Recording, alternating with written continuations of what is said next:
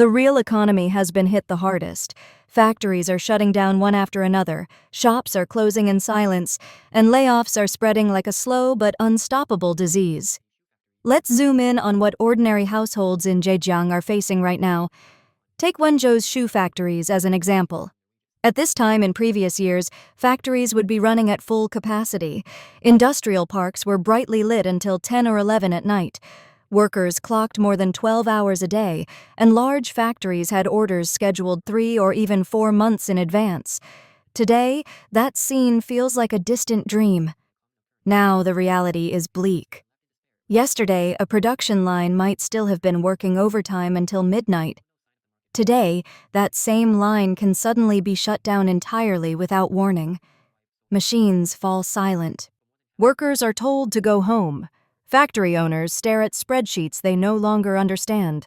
Many people describe the current business environment as nothing more than a hollow shell. The owners are outsiders. The workers are outsiders.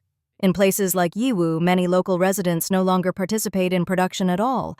They live off rental income, collecting money from warehouses, dormitories, and shop spaces without opening factories, stores, or e-commerce businesses themselves.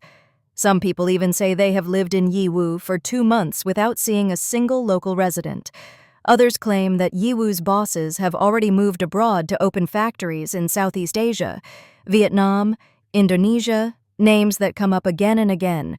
Is this exaggeration or is it reality? Brothers, before you answer that, here comes another piece of bad news. A long-established factory in Ubei, Wenzhou, has finally reached its limit. It can no longer hold on. I have worked with this factory for many years. In the past, payments were always settled on time, no delays, no excuses. But starting last year, funding problems began to surface, cash flow tightened, orders slowed.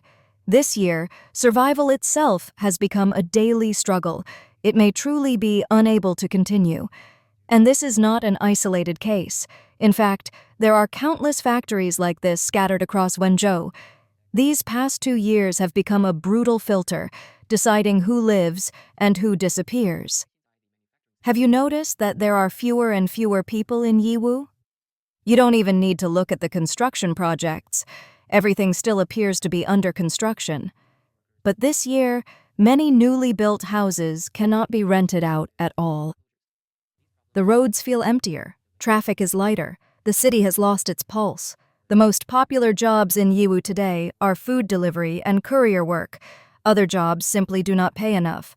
A monthly salary of 4,000 yuan is meaningless in the face of rising living costs. Wenzhou also has another million-yuan project that has fallen into deep depression. A former 5A-rated hot spring town, once a major tourist attraction, is now desperately recruiting staff just to stay alive. Discounts, promotions, layoffs, everything points in the same direction. Across the entire city of Wenzhou, production has dropped by an estimated 80 to 90% this year. Anyone who can take time off is resting, not because they want to, but because there is nothing left to do. Factories are idle, workers are idle, bosses are idle, and anxious. If the current trend continues, once this month passes, tens of thousands of workers are likely to lose their jobs almost overnight. What used to be a city known for resilience and private entrepreneurship is now quietly unraveling. One of the most symbolic signs of this collapse is the Wanhei Haosheng Hotel in Wenzhou, a landmark that has been operating for 8 years and has now been placed on a massive asset disposal list. For many residents, hearing this news feels like losing a piece of the city's soul. When the hotel first opened in 2008, it was among the very few high-end, internationally styled hotels in Wenzhou. Back then, hosting a wedding banquet there was a symbol of success. Important business receptions, government events, and family celebrations all took place within its walls. It wasn't just a hotel, it was a carrier of collective memory, representing the rise of an entire generation of Wenzhou people. Today, however, reality is brutal. Crushed by debts ranging from 3.4 to 3.8 billion yuan, the hotel's total assets are estimated at only around 45 million yuan after liquidation. The numbers are merciless. There is no miracle coming. Survival is no longer an option. People from Wenzhou, Zhejiang, were once widely labeled as rich, famous for their business instincts and risk-taking spirit. For years, Wenzhou was a synonym for private capital, underground finance, and aggressive expansion. But that short-lived peak has long faded into memory. Today, the former glory is gone without a trace. Under the combined weight of China's economic downturn and the prolonged impact of the China-US trade war, Wenzhou's economy has collapsed across the board. The once crowded commercial streets are now eerily quiet. Storefronts sit empty, lights turned off, signs fading under dust. Each year feels worse than the last. Wenzhou today is quieter than a library. In some areas, it is genuinely hard to find people on the streets. Imagine this. Machines worth several million yuan, factory buildings worth tens of millions, all operating just to produce shoes that earn only 3 or 4 yuan in profit per pair. At the same time, many factories are trapped. They cannot take large orders because they lack capital, and they dare not accept small orders because the margins are too thin. Domestic company orders are unstable. Foreign trade orders are repeatedly delayed. This creates a deadly cycle. Goods produced today may only receive payment 2 or even 3 months later. But wages must be paid on time. Suppliers demand settlement. Water, electricity, rent, none of these wait. If a client suddenly disappears or runs away, an entire year of work can vanish instantly. According to data released by the Wenzhou Federation of Industry and Commerce last year, the average profit margin of small and micro enterprises in the city fell from 8.3% in 2019 to just 4.1%. Behind these cold numbers are countless exhausted factory owners. One of my friends goes to his factory at 6 in the morning and returns home at 11 at night. Workers can take days off. He cannot.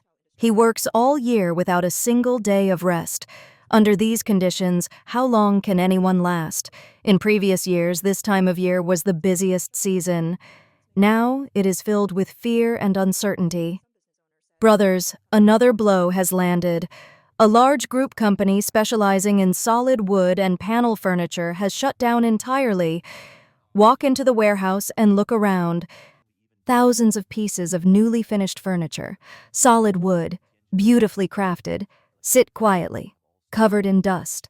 No buyers, no shipments, just silence. As a young person from Wenzhou, my biggest regret is that the city can no longer retain people my age. After graduation, most of my classmates left.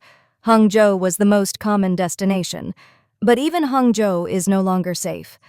Recently, I heard that a clothing factory there collapsed after accumulating more than 100 million yuan in debt. The owner has vanished without a trace. As the year-end approaches, will cases of business owners fleeing become more frequent? I believe they will. Over the past 2 years, the market and the broader economy have been unforgiving, making such outcomes increasingly common. These are not rumors. These are on-site recordings. To be honest, if I hadn't seen them myself, I wouldn't have believed it either. This is the basement level of Yinzhou Longfor Paradise Walk. A supermarket has closed, and a shutdown notice is posted on the door.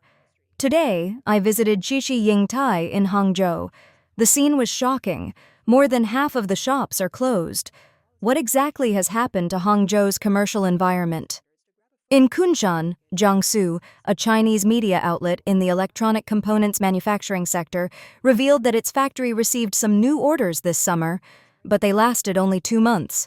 After that, orders fell off a cliff. Shipments dropped to almost zero for weeks. Employees were forced to take leave.